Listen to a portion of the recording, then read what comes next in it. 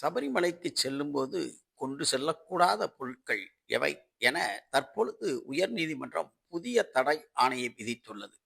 சபரிமலையில் மண்டல மகர விளக்கு பூஜையை முன்னிட்டு பம்பா, எருமேலி பகுதிகளில் பாக்கெட் ஷாம், ரசாயன குங்குமம் விற்க தடை விதிக்கப்பட்டுள்ளது.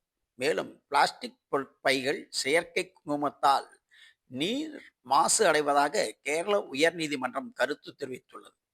மேலும் எரிமேலியில் உள்ள ஆற்று ஓடைகளில் வலைகளை நடுப்பகுதியில் அமைக்கப்பட வேண்டும் என்றும், வேதியியல் ரீதியாக தயாரிக்கப்படும் குங்குமம் பயன்பாட்டால் சுற்றுச்சூழல், நீர்வாழ் உயிரினங்கள் பாதிக்கப்படுவதாகவும் கேரள உயர் நீதிமன்றம் கருத்து தெரிவித்துள்ளது.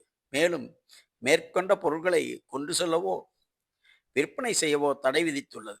எனவே சபரிமலை செல்லும் பக்தர்கள் புதிய சட்டத்திட்டங்களை தெரிந்து கொண்டு அதன்படி சிரமமில்லாமல் சென்று சாமி தரிசனம் செய்யும்படி கேட்டுக்கொள்ளப்படுகிறார்கள்.